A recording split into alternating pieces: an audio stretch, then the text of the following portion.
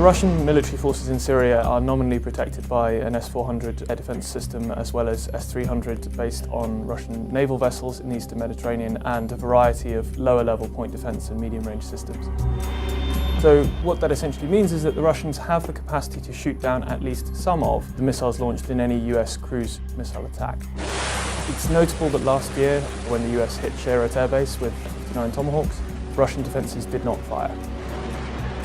There are several possible reasons for this, which have a bearing on today. First of all, typical practice would be for the Russians to fire two interceptors at every incoming cruise missile, which could very quickly deplete the number of very expensive, very large surface-to-air missiles that they have in Syria. It's also perfectly possible for the US to swamp Russian defences. So if Russia makes the call to start firing at incoming US missiles, they may well run out of missiles before the US does, which would then potentially leave them exposed.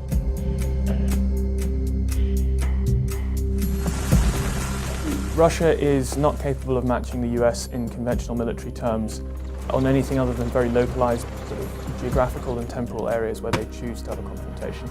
The US massively more powerful in conventional terms. Russia, of course, still maintains a nuclear arsenal directly comparable to that of the US, indeed in some ways actually superior. But certainly in Syria, while Russia has deployed quite a substantial air power component as well as land forces and naval forces, were there to be some sort of conventional flashpoint, the US and its allies would probably quite quickly gain the military ascendancy.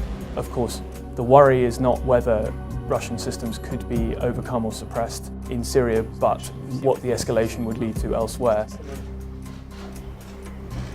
It's very unlikely that the Russians will stand by and let a concerted campaign against the Assad regime go forward, and therefore if President Trump were determined to try and do so, yeah, there's a huge possibility for escalation.